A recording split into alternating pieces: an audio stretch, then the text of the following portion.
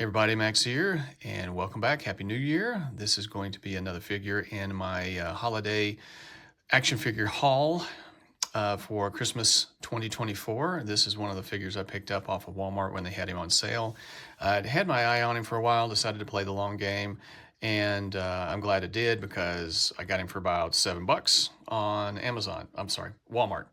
And he kind of unofficially came out last year, 2024, and he's kind of unofficially part of the 60th anniversary because he fits in with those 2 3-packs, the 60th anniversary X-Men figures, kind of recreating the covered X-Men 275, which is drawn by Jim Lee and is one of the most iconic covers and one of my favorite issues of X-Men of all time. And so here we have Professor X in his warlord mode when he was away with the Shi'ar Empire. I won't give away the storyline, but highly recommend you read it. And so there's the package, pretty good artwork, and stuff on the back. Words. When the Starjammers and the X-Men join forces to return the Shi'ar throne to its rightful leader, they're guided by her mysterious warlord who reveals himself to be Professor Charles Xavier.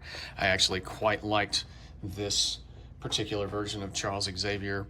He's iconic for being in his wheelchair, but this was a time when the Shi'ar he was dying, and they took him to their homeworld and healed him, and he was able to walk again, and he became their warlord. So he comes with kind of this demented, smiling face head sculpt, which is actually very good.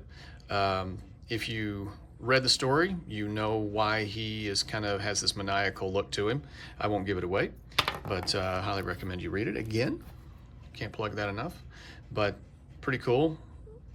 Very good face print. The eyes turned out really well. Very blue paint and digital face portrait print looks really good. Teeth and color to the lips. He comes with 2 fists, and they're hinged, and then he kind of has these gesturing hands, and I'm willing to bet that these hands are on the this body is probably a Spider-Man figure, if I'm not mistaken. Very reminiscent about that size, and I'm willing to bet that these hands are the Japanese Spider-Man hands. So, but it kind of works for Professor X. He can kind of, you can get him in that gesture of him, putting his hand to his head and gesturing to me, my X-Men. So at any rate, let's get back into the figure. And the helmet is really solid. I was actually kind of surprised. I mean, I was aware of the figure, but I didn't realize it had all of this extra blue highlights all over it, and it turned out really well. You can kind of see the whites of his eyes a little bit. I don't know if the camera's picking that up with the lighting and everything. Let me zoom in a little bit. See if that. It seems a little off kilter, but not too bad. Like the eyes don't quite. When you look at it straight on, the eyes look a little lower than they should be.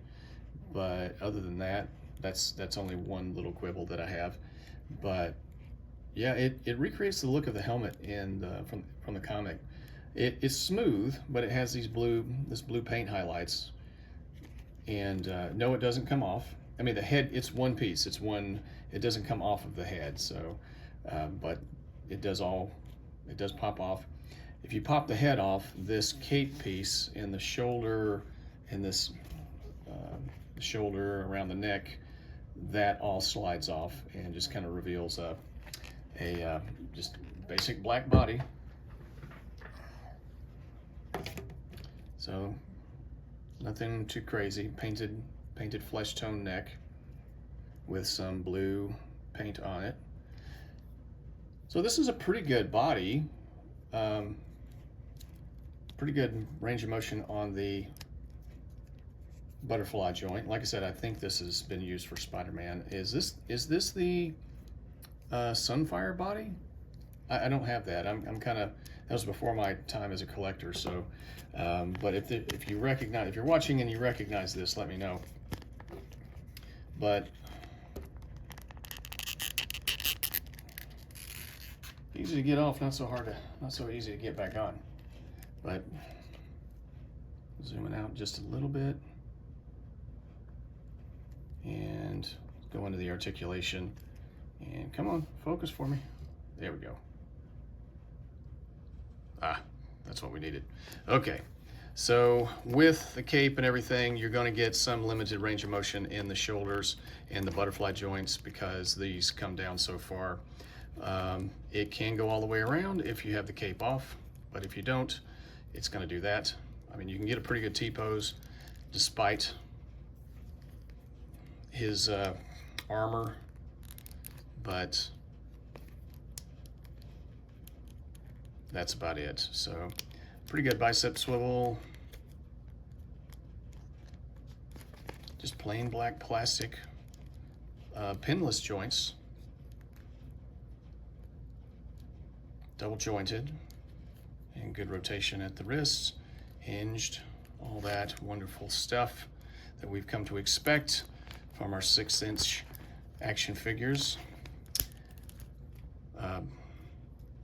Ab crunch. Come on, get the mouth moving. So ab crunch goes forward that far, goes back that far with the cape kind of hinders it a little bit. And waist swivel. I actually am kind of okay with this particular old school articulation, the ab crunch and the waist swivel, as opposed to the diaphragm cut and no waist swivel. It just seems like you get more forward bend out of a traditional ab crunch. So, but that's just me. Maybe that's you too. Getting down to the legs. Okay, splits. No drop down hips. He kicks up that far, and even if you rotate it, it's about 90 degrees. Good. Hip, thigh, and then good. Kind of the cape hides it, but pretty good knee bend. And boot swivel. Actually, now that I'm playing around with him, he kind of seems a little loose in the hips there. Don't recall him being loose in the hips when I first got him out of the package. And ankle pivot, rocks around the clock. Goes up that far, down that far, pretty good. So that is the Warlord, Professor X. Did you get this guy when he was originally released for $25-ish, $26-ish dollars? Don't think he's really worth that much. $7. I think he's worth more than $7, but not $25. But yeah, did you get him for? I think it was initially it went down to like 12, 15, 12, something like that, and then it was down to $6.72, like so, roughly $7. So that's a steal. I mean, for a $7 figure, this is a steal. Doesn't have great accessories, but you know, hey, you're getting a $7 figure. It is what it is. And didn't go into the cape much. It's just kind of plastic molded, you know, pretty good, not much flexibility. It actually adds a little too much weight to this figure, and I can't tell you how many times I have walked in to my display room and found him falling over. So he just won't stay on his feet. So, and I attribute that to the weight of his cape. So, and oh, and I don't think he looks down that far with the helmet, and that's about as much as you're going to get from, you know, looking back, looking up. So that's about it. But yeah, do you have him? I have him. I think he's pretty good.